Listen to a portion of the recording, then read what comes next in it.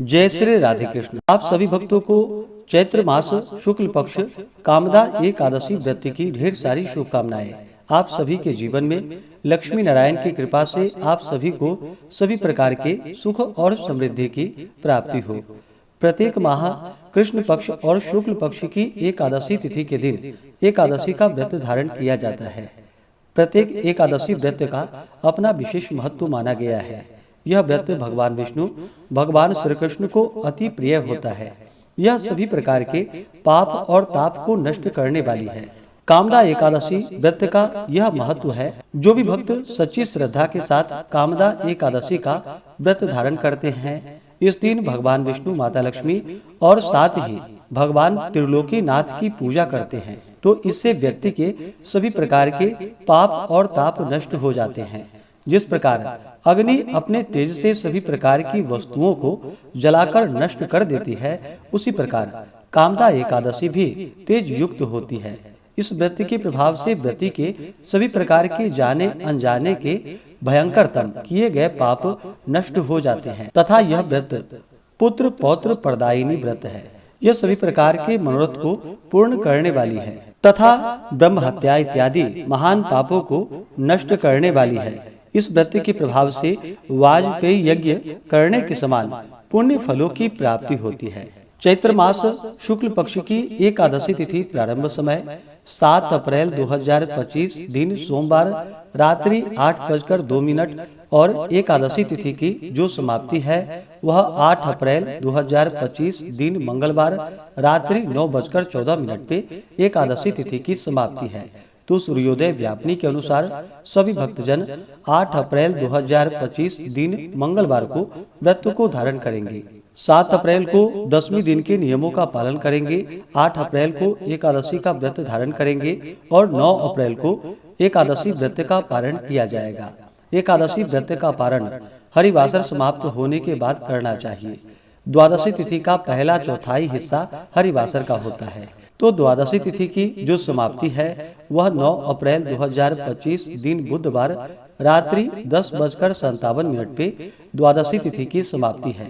तो सभी भक्तजन व्रत का पारण 9 अप्रैल को सुबह 6:02 से सुबह 8:35 तक व्रत का पारण कर लेंगे।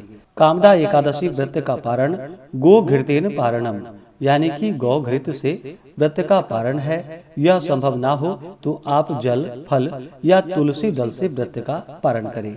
8 अप्रैल को ब्रह्म मुहूर्त का समय सुबह 4:32 से सुबह 5:18 तक होगा।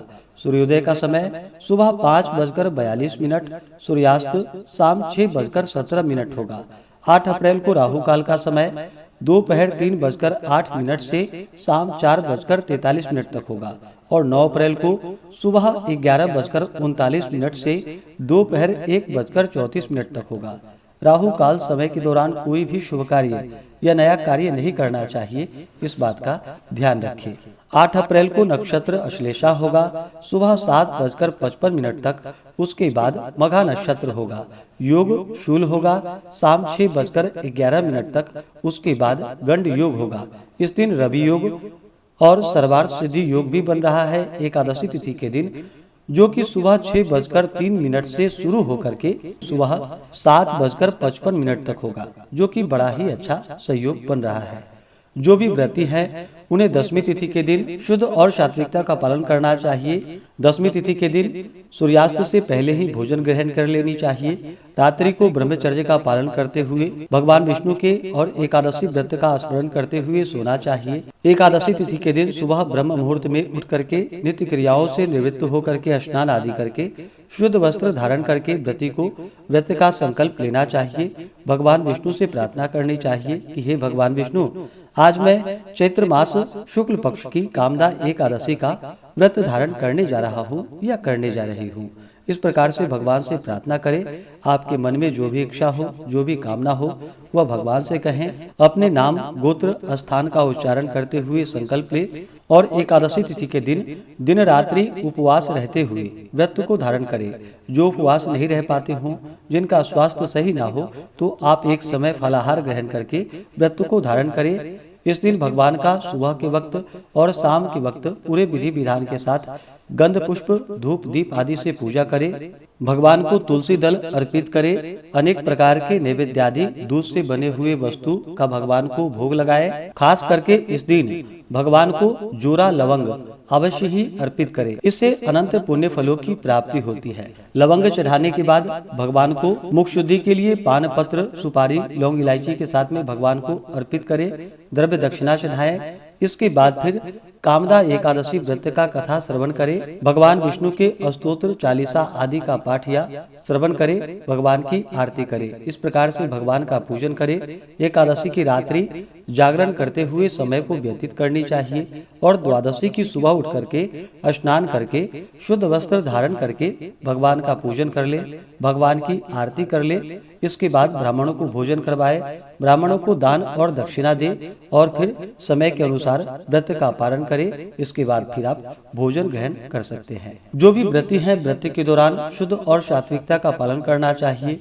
व्रत के दौरान किसी के ऊपर क्रोध नहीं करनी चाहिए, अपने मन में किसी के प्रति ईर्ष्या या द्वेष का भाव नहीं लाना चाहिए। भगवान विष्णु के चरणों में अपना मन लगाना चाहिए। इस दिन जहाँ तक हो ओम नमो भगवते वासुदेवाय या श्री कृष्ण गोविंद हरे मुरारी आदि नाम मंत्रों का जप करना चाहिए। इससे भगवान विष्णु अपने भक्तों पर अति प्रसन्न होते हैं, अपने भक्तों के सभी प्रकार के पाप और ताप को नष्ट कर देते हैं तथा पुत्र पौत्रादि सुख समृद्धि का आशीर्वाद प्रदान करते हैं। तो आशा करता हूँ कि यह जानकारी आपको अच्छा लगा हो। इसी प्रकार से ज्ञानवर्धक जानकारियाँ प्राप्त करते रहने के लिए, व्रत पूजा के बारे में जानने के लिए, कथा को सुनने के लिए चैनल पे अगर आप पहली बार आए हैं तो चैनल को लाल बटन दबा करके सब्सक्राइब करें, साथ में बेल आइकन घंटी को दबाएं ताकि आने वाली वीडियो का नोटिफिकेशन आपको समय से मिलता रहे।